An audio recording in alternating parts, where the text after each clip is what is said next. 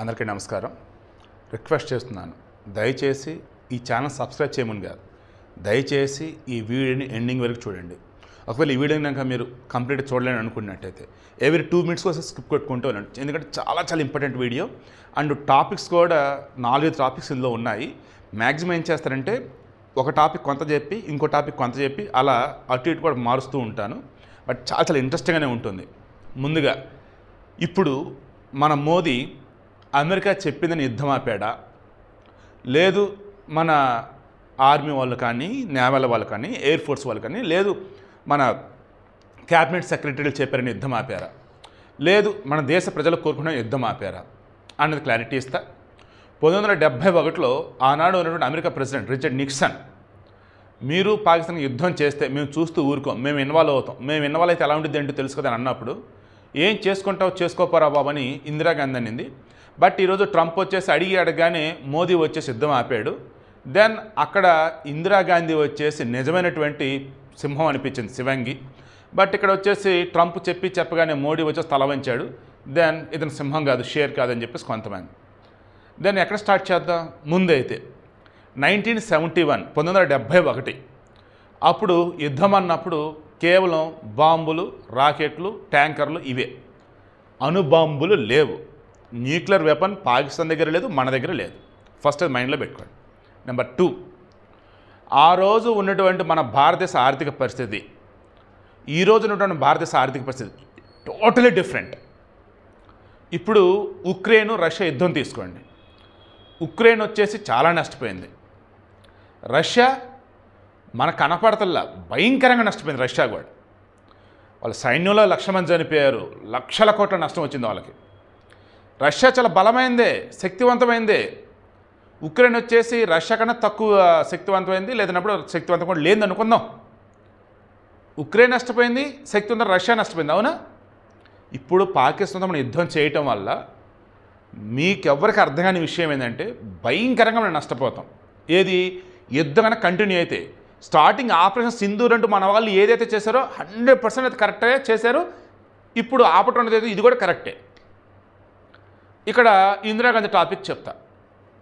అప్పుడు Richard Nixon అలా అన్నగానే ఆమె వచ్చేసి థ్యాంక్ యూ, మేమేం చేయాలో ఏంటో మాకు తెలుసు, మీరు భారతదేశానికి సలహాదారు తప్ప, స్నేహితుడు తప్ప యజమాని కాదు, కాబట్టి సెలవు మరి అని చెప్పేసి అమెరికాలో వైట్ హౌస్ అంటారు, అమెరికా ప్రెసిడెంట్ ఇల్లు, అక్కడ ఏకంగా సంయుక్త ప్రెస్ మీట్ ఉందన్నమాట. అమెరికా ప్రెసిడెంట్ మన ఇందిరాగాంధీ ఇద్దరు మాట్లాడాలి. ప్రెస్ మీట్ కూడా క్యాన్సిల్ చేసి బయలుదేరారు. అప్పుడు హెన్రీ కిస్సింజర్ అని చెప్పేసి జాతీయ సలహాదారు అండ్ విదేశాంగ కార్యదర్శి, ఆమె వచ్చి ఇందిరాగాంధీ కార్యక్రమ మూమెంట్లో అప్పుడు అన్నారు, మేడం మీరు ప్రెసిడెంట్ దగ్గర కొంచెం సహనంగా ఉంటే బాగుండేది కదా అని మీకు అనిపించలేదంటే, థ్యాంక్ యూ, మేము ఏవైతే అకృత్యాలను అరికట్టడానికి మేము పోరాటం చేస్తూ ఉన్నామో దానికోసం మా వెన్నెముక నిటారుగా ఉంది, మాది మేము చూసుకోగలం. 1000 కిలోమీటర్ల దూరంలో ఉన్నటువంటి ఒక దేశం మేము కంట్రోల్ చేస్తాం ఎంత దూరం నుంచి అనుకోవటం అన్నది జరగదు ఇక నుంచి అని చెప్పేసి స్ట్రాంగ్ మాస్ వార్నింగ్ అందామా, అప్డేట్ అందామా, ఫీడ్బ్యాక్ అందామా ఇచ్చేసి వచ్చేసింది. ఇక ఆ తర్వాత ఏమైంది చెప్తా. ఇక ఇప్పుడు మోడీ టాపిక్ వద్దాం. ఇప్పుడు వచ్చేసి ఇక్కడ ఏం జరిగింది, ఆల్రెడీ మనం పాకిస్తాన్లో ఉన్నటువంటి ఈ టెర్రరిస్ట్ యొక్క స్థావరాలు ఏవైతున్నాయో జైషే మహమ్మద్, హిజ్బుల్ ముజాహిద్ను, లష్కర్ తోయిబా వీళ్ళ స్థావరాలు లేపి అవతల పడేసాం. కాందహార్ రోజు ఫ్లైట్ హైజాక్ చేసినవాడు రౌఫ్ హజార్, ఎవడీడు? ఇది మసూద్ అజార్ యొక్క తమ్ముడు, వాడిని లేపేశాం. మసూద్ అజార్ యొక్క ఫ్యామిలీ వాళ్ళు మొత్తం అక్కడ టెర్రరిస్ట్ స్థావరాలు లేకుండా వాళ్ళని లేపేశాం. అండ్ కీలకమైనటువంటి వాళ్ళు అవతల పడ్డారు. మొన్న మన పెహల్గాంలో మన భారతీయ స్త్రీలని వెళ్ళి మోడీ చెప్పుకోండి అంటూ వాళ్ళ నుదుటని సింధూరాన్ని తీసేశారు, వాళ్ళ భర్తలను చంపి. అందుకే ఆపరేషన్ సింధూర్ అని పేరు పెట్టాం. వెళ్ళి మోడీకి చెప్పుకోండి అంటే, మోడీ చెప్పడరా మీకు, మోడీకి మేము చెప్తాం కానీ తిరిగి మీకు మోడీ చెప్పడరా, ఎవరు చెప్తారు చూడరని సోఫియా ఖురేషి ముస్లిం యువతను పెట్టాం, యువమికా సింగ్ని పెట్టాం. ఇక్కడ ఏం చెప్పదలుచుకున్నాం, భారతదేశంలో ఉన్నటువంటి ముస్లింలు భారతీయులే తప్ప పాకిస్తానీ ముస్లింలకు సపోర్ట్ రారు. పాకిస్తానీ ముస్లింలు అల్లాని పూజిస్తున్నా, భారతదేశంలో ముస్లింలు అల్లాని పూజిస్తున్నా, ఎవరి దైవం వాళ్ళకంటే అందరి దైవం ఒకటే, కానీ ఏ దేశం అదే అని ఈరోజు మేము నిరూపించామని చెప్పి చూపించారు. అండ్ మీకు మొగలు కూడా అవసరం లేదురా, మా ఆడవాళ్ళు సార్ అని చెప్పేసి చూపించారు. ఏ ఆడవాళ్ళు అయితే ఈరోజు బాధపడుతున్నారో అదే ఆడవాళ్ళ చేత ఈరోజు పాకిస్తాన్ తుక్కు చేస్తున్నారు. ప్రపంచంలో ఒక మెసేజ్ ఇప్పించారు మన మోడీ ఆడవాళ్ళ చేత ప్రెస్ మీట్లు బ్రీఫింగ్లు ఇప్పిస్తూ. ఓకే, నెక్స్ట్ ఆల్రెడీ పాకిస్తాన్ సంబంధించి ఏంటి బిచ్చం ఎత్తుకుంటా ఉన్నారు. ఏ దేశాన్ని వెళ్ళి వీళ్ళు అప్పడినా ఒరే పరబో పో లైక్ పోకిరి సినిమాలు కానీ బాబా బండి ఉంటే ఏ పో అని ఎలాగంటారు లైక్ ఆ వేలో ఈరోజు పాకిస్తాన్కి ఎవడు బిచ్చమే ఇట్లా. బట్ IMF బిచ్చం వేసింది, $1 బిలియన్ ఇచ్చింది. దాని కథ ఏంటి, దాని వెనుక అమెరికా ఎలా ఉంది ఏంటి ఆల్రెడీ వీడియో చేస్తాను, నేను నెక్స్ట్ అప్లోడ్ చేస్తాను. తర్వాత ఇప్పుడు ఏంటి పాకిస్తాన్ దుస్థితి ఏంటో ప్రపంచానికి చూపించింది భారత్. అండ్ ఇక పాకిస్తాన్కి సపోర్ట్ చేసే దేశాలు ఏంటో అన్నప్పుడు చైనా వాడు అన్నాడు కానీ బట్ సైలెంట్ అయ్యాడు. ఎందుకు ఇప్పుడు ఏమాత్రం చైనా వాడు కనుక పాకిస్తాన్ వెనక ఉన్నాడు అంటే ఇక అయిపోయింది, వాడి పని అయిపోయింది చైనా పని. ఎందుకు ట్రంప్ వచ్చేసి ట్యాక్స్లు అంటున్నాడు. అండ్ అమెరికాలో ఉన్నటువంటి ట్యాక్స్ సిస్టమ్కి వచ్చేసి ఇప్పుడు చైనా భారత్తో జాంజిగిరి ఉంటే వాడు బతకగలుగుతాడు, వాడు వస్తువులు అమ్ముకోగలుగుతాడు. ఇక ఈ మూమెంట్లో పాకిస్తాన్కి ఎవరురా ఉందో ఫ్రెండ్లీగా అన్నప్పుడు తుర్కియా, వాడు పెద్ద ఎదవ, వాడు ఖలీఫా సామ్రాజ్యానికి సంబంధించి వాడే మెయిన్ అన్నమాట ఒకప్పుడు. ఇప్పుడు ఏ దేశాలు ఆ దేశాలు విడిపోయిన అనుకోండి, బట్ ఇప్పటికీ ఆ తుర్కియా వాడు ఆ టర్కీ వాడు ఎంత దారుణమైన ముస్లిం దేశమైనా సరే దాన్ని సపోర్ట్ ఇస్తామంటాడు. అది ఈరోజు వాడు బయటపడింది. నెక్స్ట్ అజర్బైజాన్, అదొక పిల్ల బచ్చే దేశం, బట్ టూరిస్టులకు సంబంధించి మన దానికి ఇవ్వాల్సిన ఇది త్వరలో ఇస్తారు. ఇప్పుడు మనకి ఏమేమి తెలిసే పాకిస్తాన్ లాంటి విష సర్పానికి కూడా సపోర్ట్ ఇచ్చే దేశాలంటే తుర్కియా అజర్బైజాన్ కనపడ్డాయి. చైనాడు వెపన్స్ ఇచ్చాడు, బట్ అవన్నీ తుప్పా సెపన్స్ అని తెలిసిపోయింది. నెక్స్ట్ అమెరికా కానీ రిమైనింగ్ వాళ్ళు వెనకున్నారంటే లేరు, భారత్ సైడ్ ఉన్నారు. ఇప్పుడేంటి మరి ఇక పాకిస్తాన్ ఇప్పుడు ఏంటి పిచ్చుకొకలాగా అయిపోయాడు, అందరూ కొడుతున్నారు. ఈ మూమెంట్లో వాడు మన మీదకి ఏ మాత్రం ఎగబాడు మూమెంట్లో ఆ పిచ్చుకొక్క జొల్లు ఉందే అది మన మీద పడ్డా ఇబ్బంది. తెలుసా మీకు, ఇన్ఫెక్షన్ అయితే తెలుసా? ఆ పిచ్చుకొక్క కాట్లు మనకు ఇదైనా ఇబ్బంది. అది పిచ్చుకొక్క దానిని కొడుతున్నప్పుడు కానీ చంపుతున్నప్పుడు కానీ ఏ మాత్రం తేడా వచ్చినా రెప్పపాటులో కూడా ఏమైనా ఏమరపాటు కూడా మనకు చాలా చాలా నష్టం. అందుకని ఏం చేస్తున్నాం, అది పిచ్చుకొక్కని ప్రూవ్ చేస్తాం, అందుకే దాన్ని కొట్టిస్తూ ఉన్నాం. ఈలోపు ఏమైంది, ట్రంప్ వచ్చి అరే నేను దానికి మందేస్తాను ఏంటి మీ దగ్గరికి రాదులే దాన్ని వదిలే అట్టా అన్నాడు. కారణం ఇంటర్నల్గా పాకిస్తాన్ అటువంటి కోట్ల మంది ప్రజానీకం.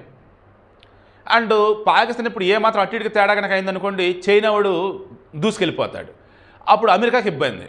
అండ్ మోర్ ఎవర్ ఈ పాకిస్తాన్కి సంబంధించేసి అమెరికా వాడు కనుక మధ్యలో ఉన్నాను నేను చూసుకుంటానని అన్నప్పుడు మనం కనుక లేదు నువ్వేటర్ పక్కకు పోరని అన్నామంటే దానివల్ల లేనిపోయిన సమస్యలు ఏంటో తెలుసా మనకి. ఈరోజు టెక్నాలజీ పరంగా అభివృద్ధి పరంగా ద బెస్ట్లో మనం ముందుకు వెళ్తూ ఉన్నాం. ప్రపంచంలో ఎక్కడైనటువంటి యువశక్తి మన దగ్గర అనేది ఉంది. సో ఇటువంటి మూమెంట్లో మనం ఆ పిచ్చుకొక్కతో ఇంకా పోట్లాడుకుంటూ కనుక ఉన్నట్టయితే మనకి రావాల్సిన ఇన్వెస్ట్మెంట్స్ రావు, మన ఉపాధికి మన యువతకు సంబంధించి ఉపాధి అవకాశాలు సరిగా ఉండవు. ప్రపంచ దేశాలు ఏవైతే మన దగ్గర ఇన్వెస్ట్మెంట్ చేయాలనుకుంటే అవి వెనకాడుతూ ఉంటాయి. పాకిస్తాన్కి కావాల్సింది కూడా అదే, వాడు చస్తున్నాడు, వాడు పిచ్చుకొక్క. సో మన మీద ఏదో ఒక విధంగా విష ప్రచారం చేయాలా, మన మీద ఏదో ఒక బుర్ర చల్లాలా, అది వాడు పన్నాగం, వాడు సక్సెస్ అవుతాడు. ఇక సో వాడు ఛాన్స్ ఇవ్వకూడదు.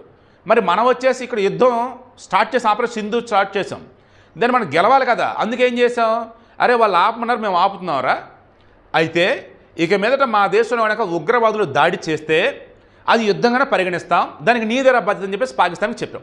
చాలదా, నేను నైట్ వీడియో కూడా ఇదే ఇచ్చాను నేను.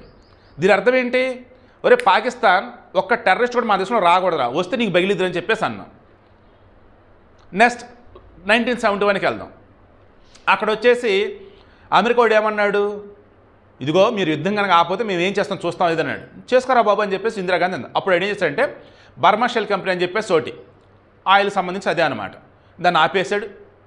అండ్ దాదాపు 270 దాదాపు పెద్ద పెద్ద ట్యాంకర్ లాంటివి యుద్ధ ట్యాంకర్లు పాకిస్తాన్కి ఇచ్చాడు.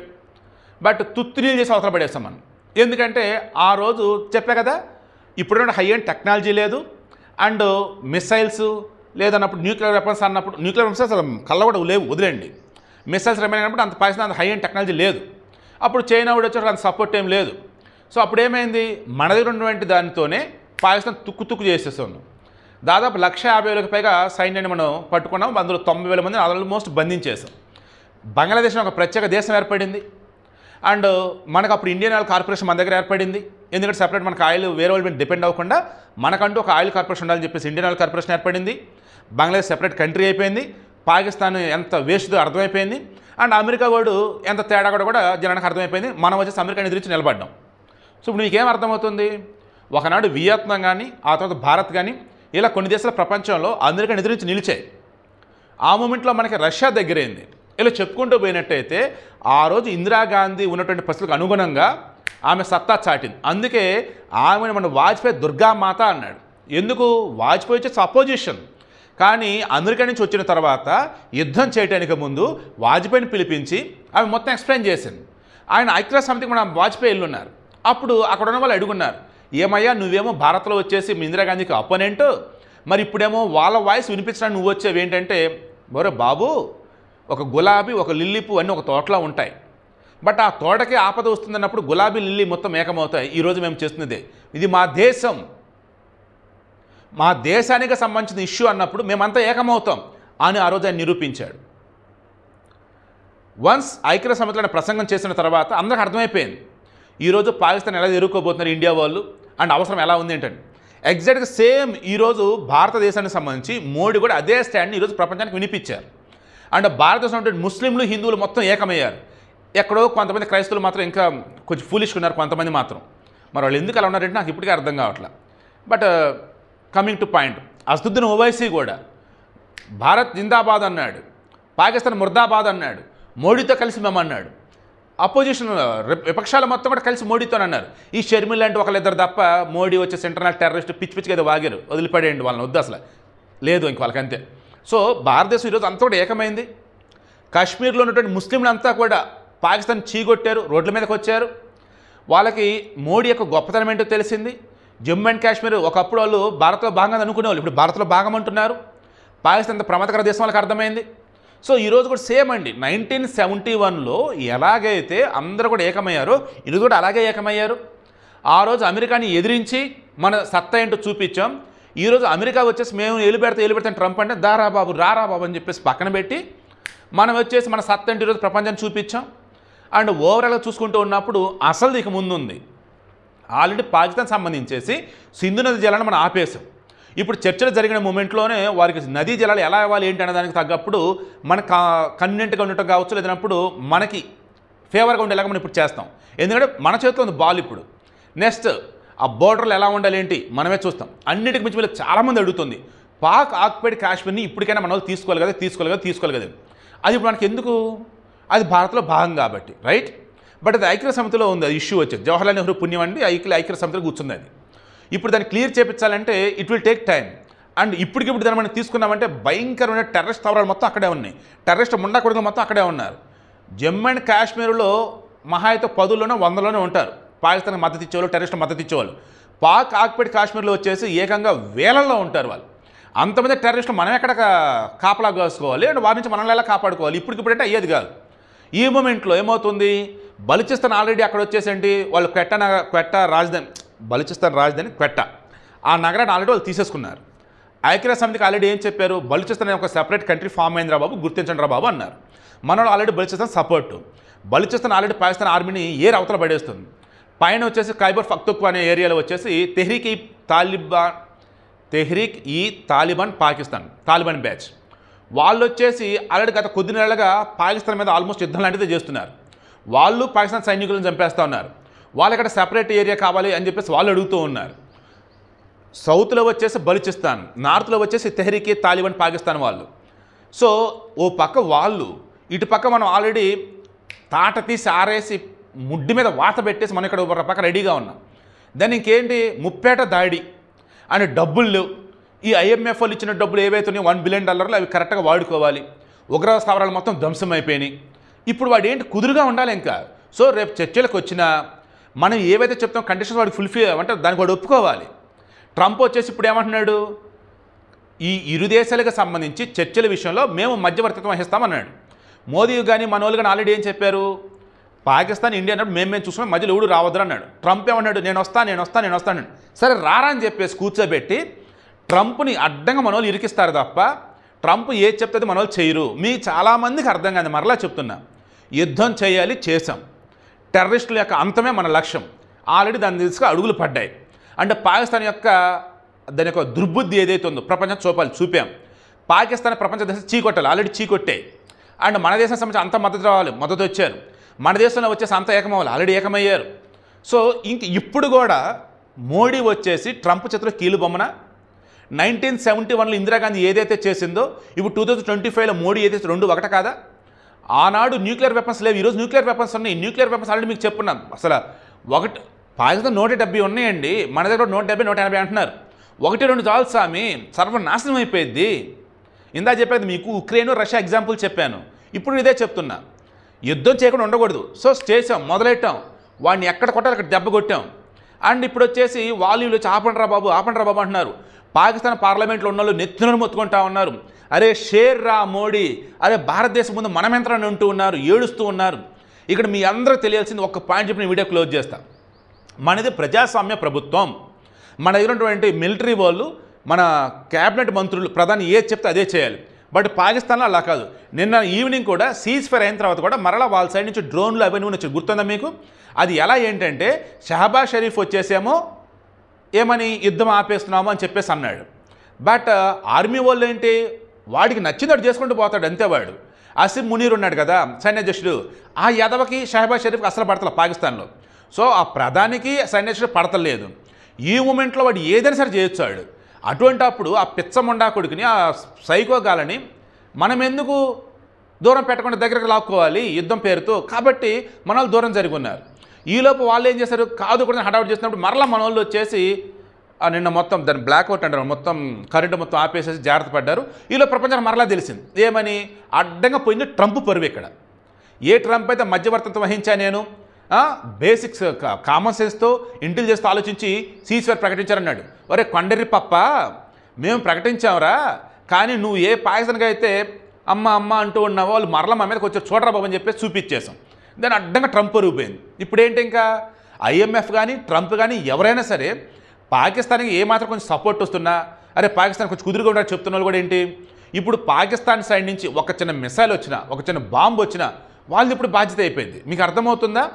పాకిస్తాన్లో ఉన్నది ఓ రకం ప్రజాస్వామ్య ప్రభుత్వమే, కానీ మొత్తం నడిపించేది వచ్చి మిలిటరీ ప్రభుత్వం. వాళ్ళు శాడిస్ట్గానే ఘోరంగా ఉంటారు. అటువంటి వాళ్ళు మనం దూరంగానే పెట్టాలా. ఏమాత్రం వాడి కవ్వింపు చర్యలకు పాల్పడినప్పుడు మనం కూడా ఆ రకంగా సార్ రామ్మ అని అంటూ ఉంటే మనకే నష్టం, అది మాత్రం గుర్తుంచుకోవాలి. సో ఓవరాల్గా నేను చెప్పిన దానిలో ఇంకా మీకు ఏదైనా డౌట్స్ ఉంటే కింద కామెంట్లో తెలియచేయండి. ఇప్పుడు మనస్ఫూర్తిగా అడుగుతూ ఉన్నా, క్యాటలిస్ట్ ఎస్పీ ఛానల్ మీకు నచ్చినట్టయితే ఛానల్ సబ్స్క్రైబ్ చేయండి, మీ ఫ్రెండ్స్ కూడా షేర్ చేయండి, ఈ వీడియో నచ్చితే లైక్ అయితే చేయండి.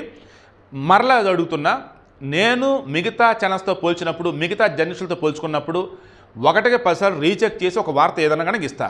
అండ్ మీలో ఎవరైనా అబ్జెక్షన్ చెప్పినా, మీరు ఏదైనా క్వశ్చన్ చేసినా, కింద ఫీడ్బ్యాక్ ఇచ్చినా నేను దాన్ని రిప్లై ఇస్తా. ఇలా ఉన్నటువంటి ఏ ఒక్క జర్నలిస్ట్ లేడు, ఏ ఒక్క ఛానల్ లేదు. అలా మనది మాత్రం ఉందనుకుంటే దయచేసి సబ్స్క్రైబ్ చేసుకుంటే 10 మందికి కూడా షేర్ చేయండి. Thank you. అండ్ శివప్రసాద్ విజ్ ఛానల్ ఏదైతే ఉందో మన 5వ ఛానల్, దాని కూడా ఇంపార్టెంట్ పెడితే దయచేసి ఆ ఛానల్ సబ్స్క్రైబ్ చేసుకోండి. ఆ ఛానల్ మీకు నచ్చిన ఏదో ఒక వీడియో కనీసం ఒక 2 నిమిషాలైనా చూడండి ప్లీజ్.